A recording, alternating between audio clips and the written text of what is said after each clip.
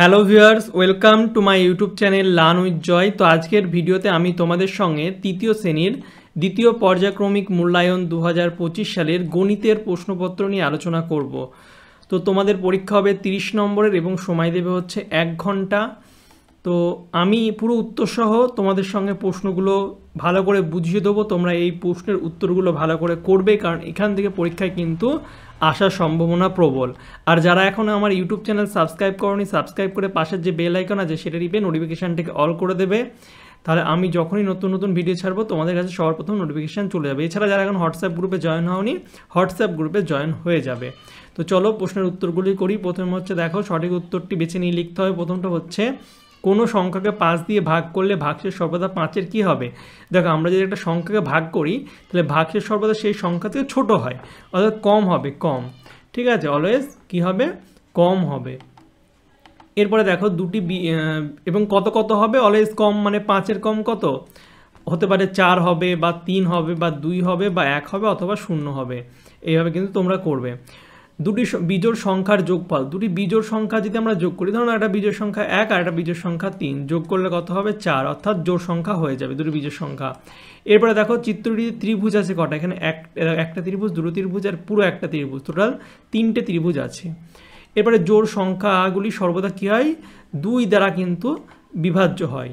তারপরে 3 অঙ্কের বৃহত্তম সংখ্যা, 3 অঙ্কের বৃহত্তম সংখ্যা হচ্ছে 3টে 9। 3 অঙ্কের বৃহত্তম সংখ্যা, 2 অঙ্কে যদি বলে 2টো 9, 1 অঙ্কের বৃহত্তম সংখ্যা হচ্ছে 1টা 9।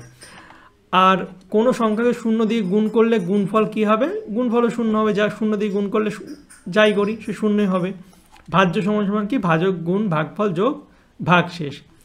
এরপরে দেখি, একটি বর্গক্ষেত্রের কটি বাহু থাকে? বর্গক্ষেত্রের হচ্ছে 4টি বাহু থাকে। এই বর্গক্ষেত্র 4টি বাহু, 1টা 2টো 3টে 4টে।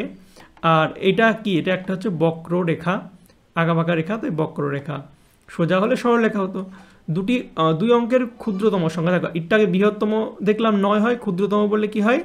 1-এর পিছনে 0, অর্থাৎ 1 লিখে একটা 0 দিলে দুটো সংখ্যা হয়ে গেল, এটা হচ্ছে 10, অর্থাৎ এটা হয়ে যাবে ক্ষুদ্রতম। 3 অঙ্ক বললে 1-এর পিছনে দুটো 0, 4 অঙ্ক বললে 1-এর পিছনে 4টে 0, এইভাবে করতে হয়।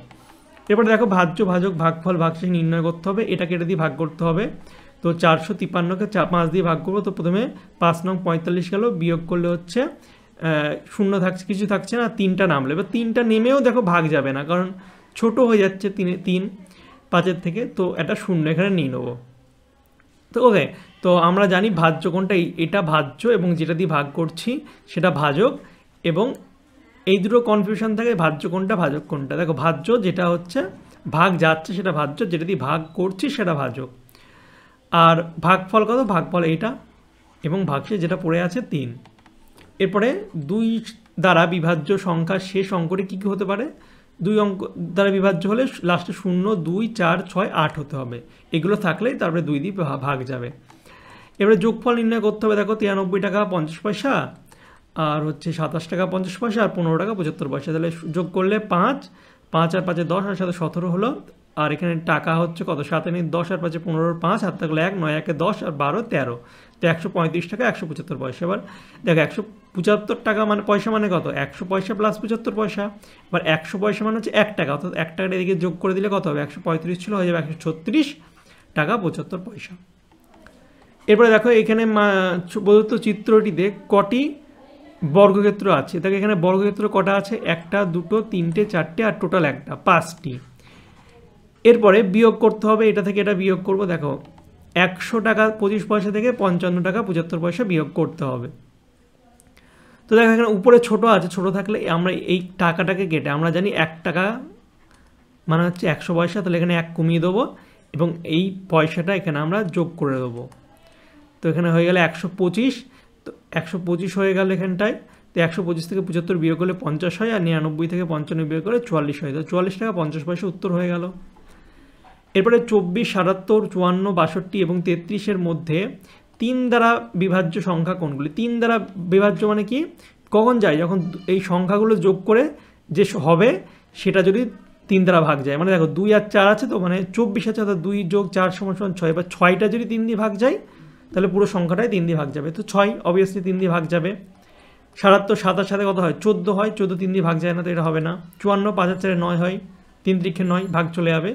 62, 6 আর 2 8 হয়, 8 3 দিয়ে ভাগ যাবে না, তো এটাও যাবে না। 3 আর 3 6 হয়, তো 6 3 দিয়ে ভাগ যায়, তো 33ও 3 দিয়ে ভাগ যাবে। তো এইভাবে তোমরা বার করতে পারবে। এরপরে বলছে তোমার কাছে 135টি ফুল আছে, ফুলগুলি দিয়ে তুমি 5টি মালা গাঁথলে, প্রতি মালায় কটি করে ফুল আছে?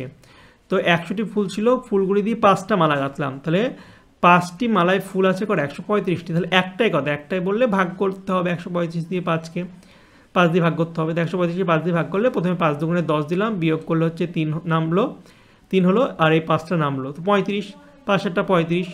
তো প্রতিটা মালায় 27টা করে ফুল আছে। এবার দেখো 10এরটা বলছে রোহিত তাদের পুকুর থেকে 6টি মাছ ধরেছে, প্রতিটি মাছের দাম 150 টাকা হলে 6টি মাছের দাম কত? তো একটা মাছের দাম 150 টাকা, 6টির কত হবে?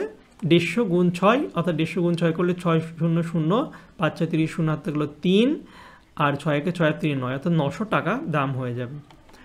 তারপরে 11টা বলছে কোনো একটি পরিবার প্রতিদিন 125টি পুতুল তৈরি করে, 7 দিনে তারা কটি পুতুল তৈরি করবে? প্রতিদিন 125টা করে, তাহলে 7 দিনে কত? গুণ করলে পেয়ে যাবে 125 7 দিয়ে, 5 7টা 35, 5 হাতে হলো 3, 7 দুগুণে 14 আর 3 17, 7 হাতে হলো 1, 7 একে 7 আর 8, অর্থাৎ 875টি কিন্তু 7 দিনে পুতুল তৈরি করে।